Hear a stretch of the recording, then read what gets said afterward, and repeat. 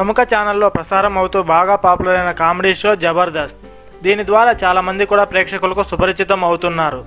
ఈ షోకు రాకముందు వారు ఏం చేశారో కానీ వచ్చాక మాత్రం తెగ పాపులర్ అవుతూ ఉన్నారు. ఇక ఆటోమేటిక్గా పంచులను పేలుస్తూ ఫుల్గా ఫేమస్ అయిన హైపర్ ఆది ఏకంగా అధికార పార్టీలను విమర్శించే స్థాయికి ఎదిగాడు.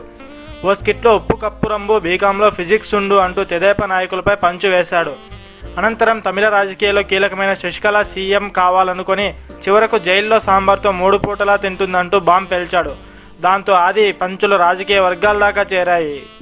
ఏపీలో తెదేపాపై పంచులు వేసినా ఆదికి వైకాపా నుండి ఆహ్వానం లభించింది. మరోవైపు జబర్దస్త్ కార్యక్రమంలో జడ్జిగా వ్యవహరించే రోజా మద్దతు కూడా లభించడంతో ఆదికి వైకాపాలోకి ఎంట్రీ లభించింది. ఆది వేసిన పంచులు తెదేపాపై పేలడంతో ఆదికి రాజకీయ భవిష్యత్ లభించింది. వచ్చే ఎన్నికల్లో ఆదికి వైకాపాలో సీటు కూడా లభించనుందని తెలుస్తుంది. రోజా అందుకు తగిన సన్నాహాలు కూడా చేస్తుంది. అసలే ఆదికి ప్రేక్షకుల్లో పిచ్చ ఫాలోయింగ్ ఉంది. దాంతో వైకాపాకు అది కూడా కొంత ప్లస్ అవుతుందని వైకాపా వర్గీయులు భావిస్తున్నారట.